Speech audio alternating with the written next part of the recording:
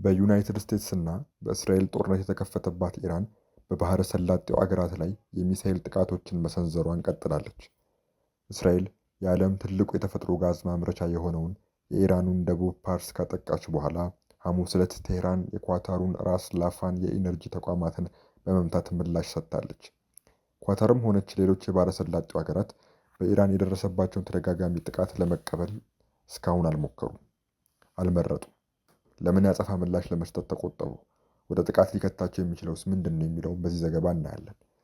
አሜሪካና እስራኤል የካቲት 21 ቀን በኢራን ላይ የጋራ ወታደራዊ ዘመቻ ሲጀምሩ ቴህራን በፍጥነት የአጸፋ ምላሽ መስጠት የጀመረችው በእስራኤል ላይ ብቻ ሳይሆን ከአሜሪካ ጋር በተባበሩት የባህረ ሰላጤ አገራት ተቋማት ላይ ጭምር ነው። ባህሬን፣ ኩዌት፣ ሳውዲ አረቢያ፣ ኳታር፣ ኦማን እና በተለይም የተባበሩት አረብ ኤሚሬትስ ወይም ዩኤኢ ሁሉም ኢላማዎቿ ሆነዋል። በክልሉ ውስጥ የሚገኙ የአሜሪካ ወታደራዊ ሰፈሮችን ከመምታት በተጨማሪ ኢራን የአየር ማረፊያዎችን፣ ሆቴሎችን፣ የመኖሪያ መንደሮችንና የኃይል ማመንጫ ጣቢያዎችን ጨምሮ የሲቪል መሠረተ ልማቶችን እንደመታች የባህረ ሰላጤው አገራት ባለሥልጣናት ተናግረዋል። የባህረ ሰላጤው አገራት ግን በኢራን ላይ የአጸፋ ጥቃት ከመፈጸምና በጦርነት ውስጥ በቀጥታ ከመሳተፍ መቆጠብን መርጠዋል። ከእነሱ እይታ አንጻር ይህ የእነርሱ ጦርነት አይደለም። በበቀል እርምጃ ተጋላጭ ከሆኑ ከተመልካችነት ወደ ኢላማነት ሊቀይራቸው ይችላል።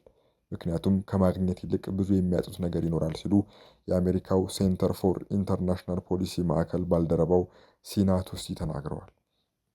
ይህ ያለመሳተፍ ውሳኔ የመጣው ከተጋላጭነት፣ ከስትራቴጂካዊ ስሌትና ከተገደበ ጥቅም አንጻር ነው ሲል ቱሲ ገልጸዋል። የባህረ ሰላጤው አገራት በኢነርጂ መሠረተ ልማት፣ በመርከብና በባለ ሀብቶች የራስ መተማመን ላይ የተመሰረቱ ምጣኔ ሀብት በመገንባታቸው ኢራን ሁሉንም ልታሽመደምዳቸው እንደሚቻላት አሳይታለች ብለዋል ቱሲ። በተለይም ኢራን ለዓለም አቀፍ ኢኮኖሚ ወሳኝ የሆኑትን የፋርስ ባህረ ሰላጤንና የሆርሙዝ ወሽመጥን እንደ ዋና ነጥብ ማግኘት የተጠቀመችበት ነው ብለዋል።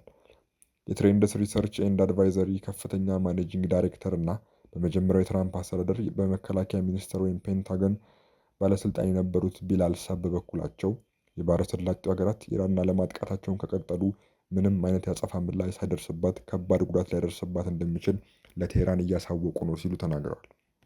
የአጸፋ ምላሽ ዓላማ በአጭር ጊዜ ኢራን ጥቃቶቿ እንድታቆም ማስገደድ ሲሆን በረዥም ጊዜ ደግሞ ለወደፊቱ የኢራን ጥቃት የተወሰነ የመከላከያ መደላደል መፍጠር ነው ብለዋል።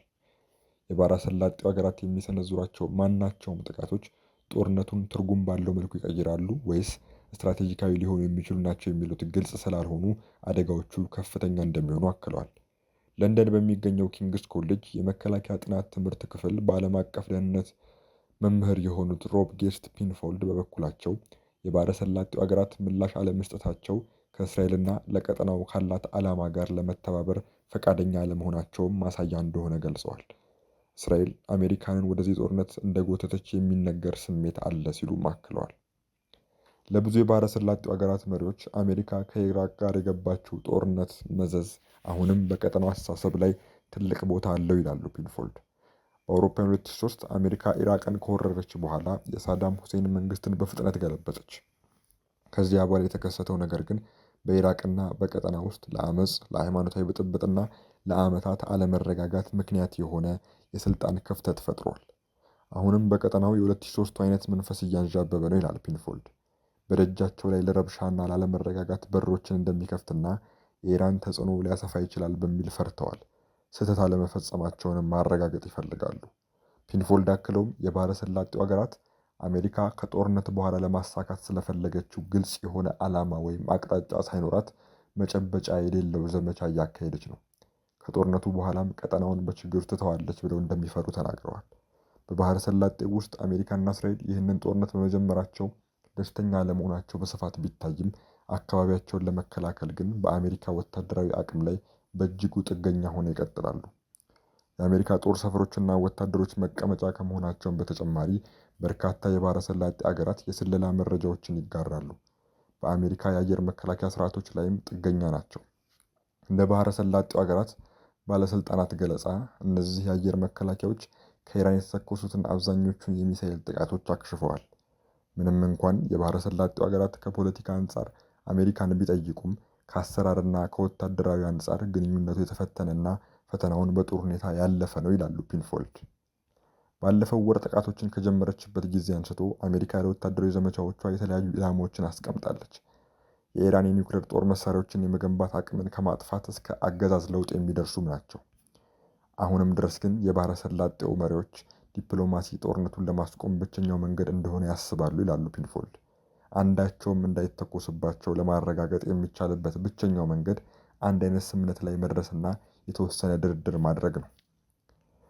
ኢራን ሁሉንም የባህረ ሰላጤው ሀገራትን በእኩልነት አልነጣጠረችባቸውም ይላሉ ፒንፎልድ። ይህም ከሀገሮቹ ጋር ያላትን የተለያዩ ግንኙነቶች የሚያንጸባርቅ ነው። ኤሜሬትስ በጦርነት ወቅት በጣም ከተጠቁት ሀገራት መካከል አንዷ ነች። ኤሜሬትስ እና ባህሬን በአውሮፓ 2020 ከእስራኤል ጋር ያላቸውን ግንኙነት መደበኛ አድርገዋል። በተቃራኒው ደግሞ በኢራንና በምዕራቡ ዓለም መካከል ለረዥም ጊዜ ድልድይ ሆና የማደራደር ሚና ያላት ኦማን በቴህራን ብዙም ኢላማ አልተደረገችም። ኦማን አዲሱን የኢራን ጠቅላይ መሪ ሞጅታባ ኻሜኒ እንኳን ደስ አሎት ያለች ብቸኛዋ የባህረ ሰላጤው አገር ነበረች። ይህንን ሁኔታ ግን ሌሎች የባህረ ሰላጤው አገራት አልተከተሉትም ሲሉ ፒንፎልድ ተናግረዋል።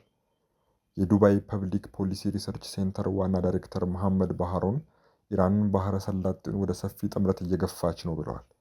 የባህረ ሰላጤውን አገራት በማጥቃት ኢራን ወደ ጠላትነት እየለወጠቻቸውና ማንም የማይፈልገውን መጠነ ሰፊ ጦርነት ለመፍጠር እየሞከረች ነው ሲሉ አክለዋል።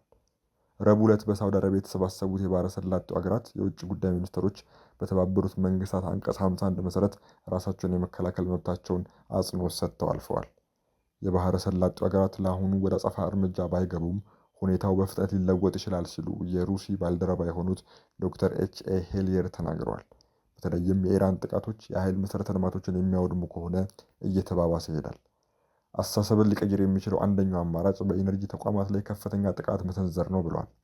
ሐሙስ ዕለት የኳታር ራስ ላፋን የኢነርጂ ተቋምን ከደበደበች በኋላ ኢራን በተቋማቶቿ ላይ የሚሰነዘሩት ጥቃቶች ከቀጠሉ የአሜሪካን የባህረ ሰላጤ አጋሮች ሙሉ በሙሉ እንደምታጠፋ ቃል ገብታለች። ሌሎች ሁኔታውን የሚቀይረው ጉዳይ ደግሞ የኢራን የአካባቢዎች ደጋፊዎች የባህረ ሰላጤው አገራትን ኢላማ ካደረጉ ነው።